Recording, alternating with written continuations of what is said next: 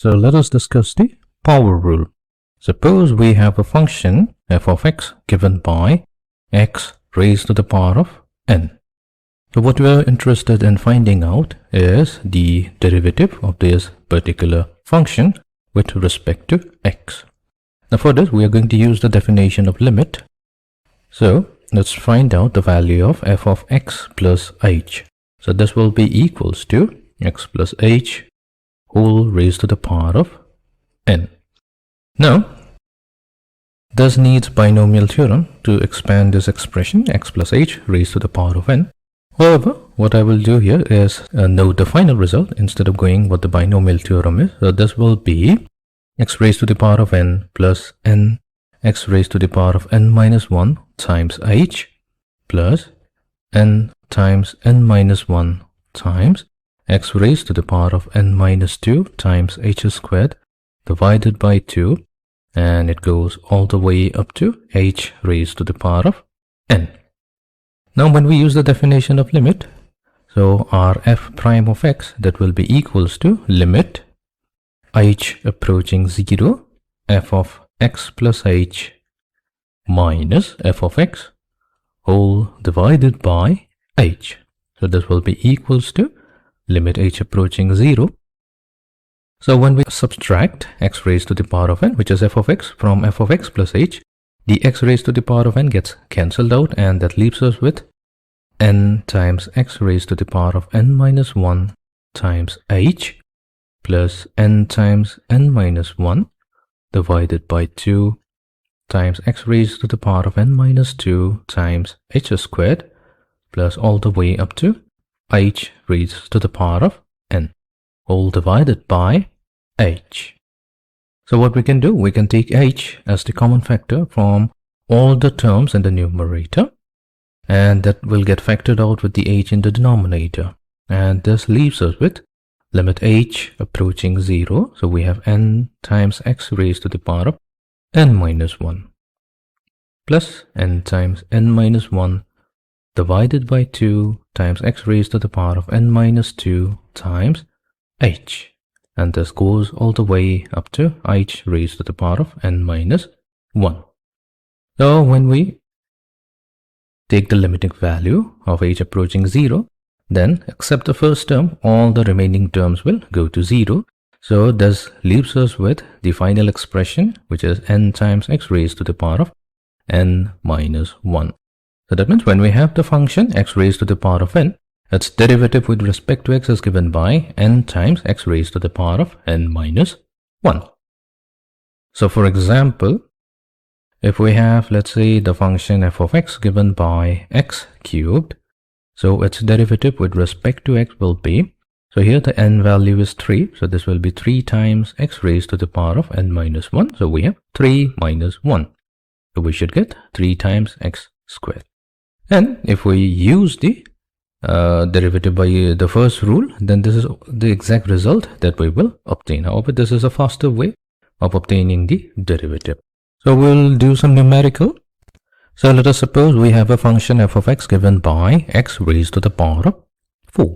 So what we have to do, we have to find the derivative of this particular function with respect to x. So we have to use both the power rule that we derived just now as well as using the limit definition, and we need to verify that both of them yields the same result. So let us begin by applying the definition of limit. We know that f prime of x, that will be given by limit h approaching 0. So we need f of x plus h. So f of x plus h will be simply x plus h raised to the power of 4, because we have f of x provided, minus f of x, this is x raised to the power of 4, divided by h. Now next what we'll do, we'll expand x plus h raised to the power of 4.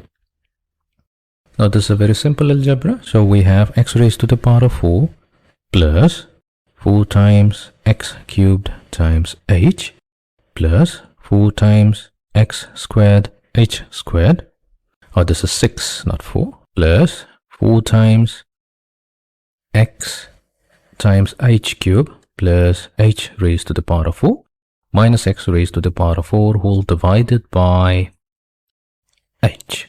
So the first term and the last terms cancel out, and then we're left with 3 terms. Now in each of the 3 terms, we can take h common, or the factor out the h and divide it with the h in the denominator. So that will leave us with limit h approaching 0. We have 4x cubed plus 6x squared h plus 4x h squared plus h cubed.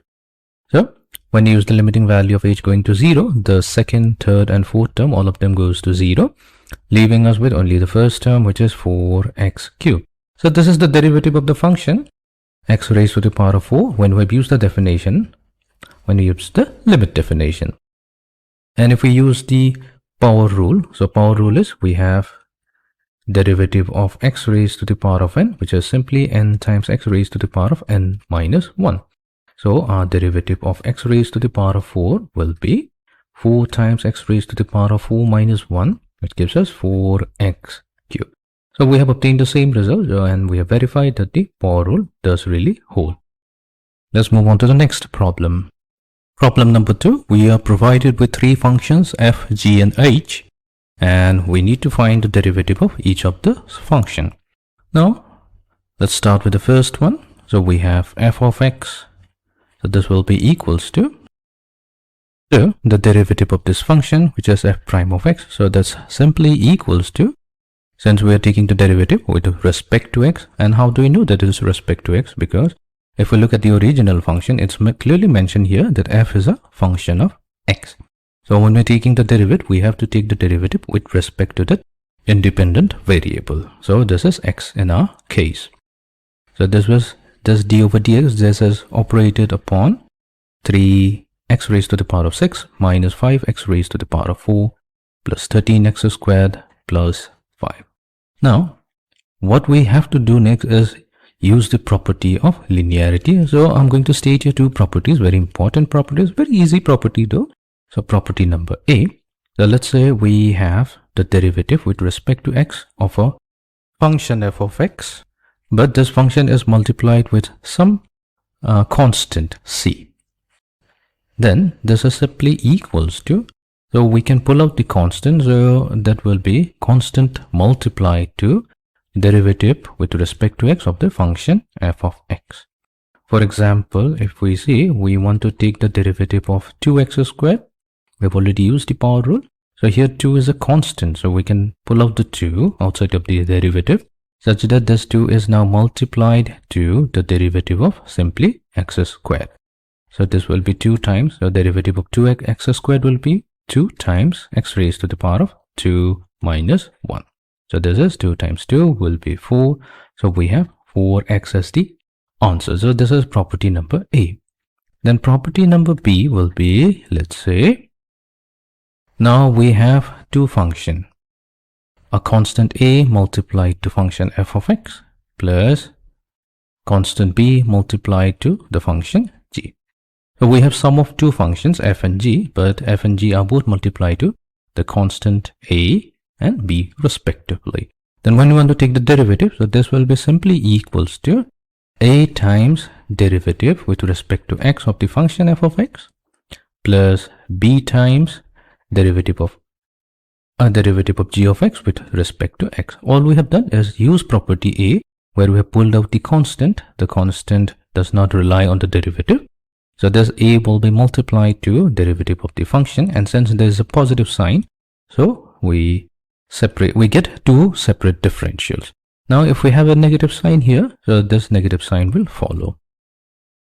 So fine, so now we'll apply property A and property B to our problem, and this should give us, so for the first derivative, this will be, so 3 is a constant, so we pulled it out, so this will be simply multiplied to derivative with respect to x of x raised to the power of 6. For the second one, we have negative 5 times derivative with respect to x of the function x raised to the power of 4. Plus for the third term, we have 13 multiplied to derivative with respect to x of x squared, plus the fourth term will be derivative with respect to x of the constant 5. Right. So let's apply the power rule.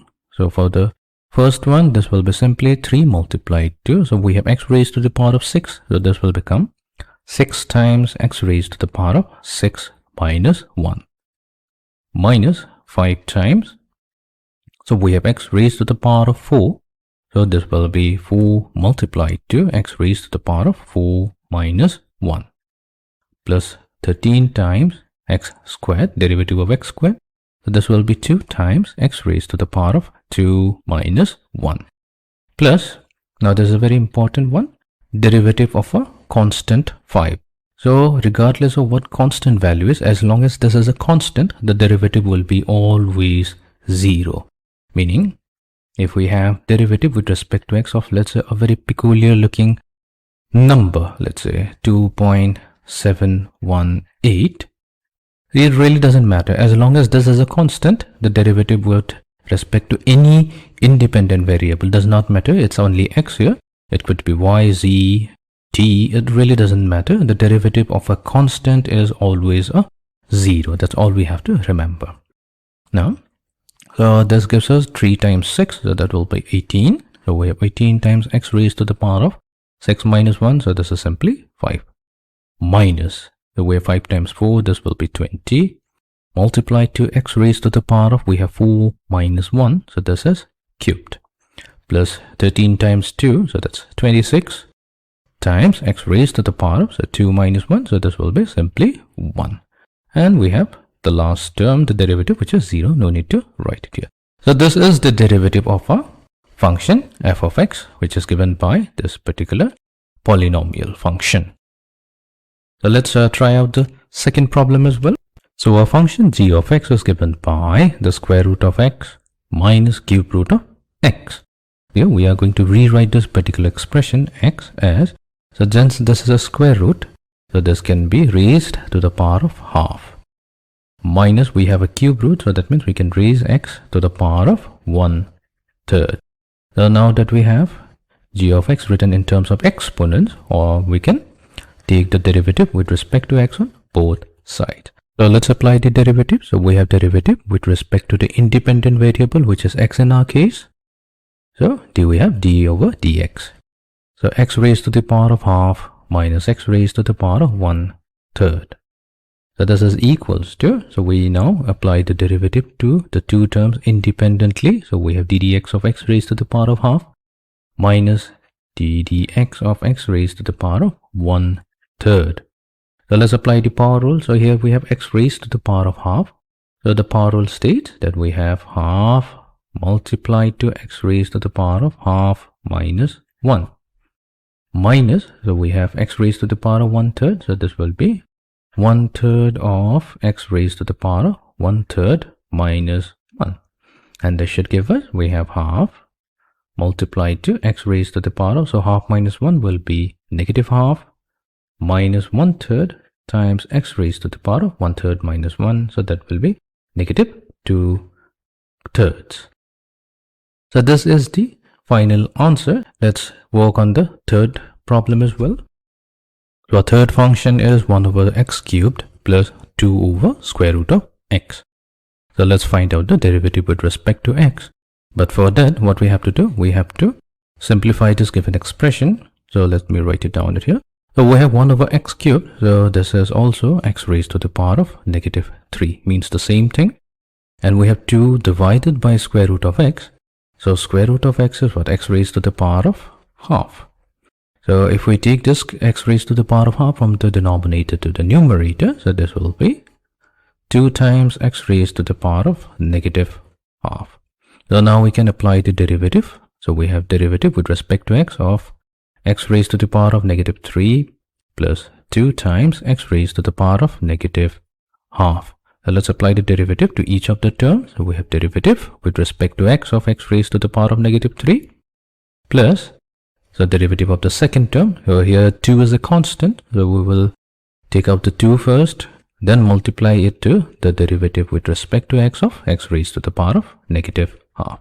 So now we are ready to apply the power rule. So here n value is negative 3. So we have negative 3 times x raised to the power of n minus 1. So that will be negative 3 minus 1 plus 2 times. So here n value is negative half. So we have negative half multiplied to x raised to the power of negative half minus 1. So this is equals to negative 3 times x raised to the power of negative 4. So the 2 and this 2 gets cancelled, or we can say 2 times negative half. So this is simply negative 1. So we have negative x raised to the power of negative half minus 1 will be negative 3 over 2. So this is the derivative of our original function h of x. So this is h prime x, or simply derivative with respect to x of h of x. So we need to determine the derivative of the function 1 over x squared using the limit definition, and then verify the answer using the power rule. So let's begin. So we have here the function f of x, which is given by 1 over x squared. So that means f of x plus h, so this will be equals to 1 over x plus h squared. Now if we find the difference, f of x plus h minus f of x, so this will be equals to 1 over x plus h squared minus 1 over x squared. So this gives us f of x plus h minus f of x. So we'll combine the two terms on the right hand side. So this gives us x times x plus h whole squared in the denominator, and in the numerator we have x squared minus x plus h squared. So let's expand the second term to the numerator. So we have x squared minus x squared plus 2 times x times h plus h squared divided by x times x plus h whole squared. And this will simply gives us negative 2xh minus h squared divided by x times x plus h whole squared. So this is the value of f of x plus h minus f of x. Next, what we'll do, we will divide both sides of this expression with h. So this will give us f of x plus h minus f of x whole divided by h. So this will be equal to negative 2x minus h whole divided by x times x plus h whole squared. The next thing we'll do is we'll take the limit on both sides. We'll take the limit that h approaches the value 0. So we'll have to take it on the right hand side as well. So what we have here now, on the left hand side, this is the definition f prime of x, and then when we use the limiting value on the right hand side, so we'll have negative 2x minus 0 divided by x times x plus 0 whole squared. So this is simply negative 2x divided by, so we have x times x, so that is x squared whole squared will give us x raised to the power of 4, or simply negative 2 over x cubed. So this is the derivative of 1 over x squared with respect to x, which we have obtained by using the limit definition. What we'll do, let's use the power rule. So we have d dx of 1 over x squared, which is simply x raised to the power of negative 2. So if we use the power rule, we'll have negative 2 times x raised to the power of negative 2 minus 1, which is equals to negative 2 times x raised to the power of negative 3 equals to negative 2 over x cubed. So we can see we have obtained the same result whether we use the power rule or the limit definition. So this is now verified.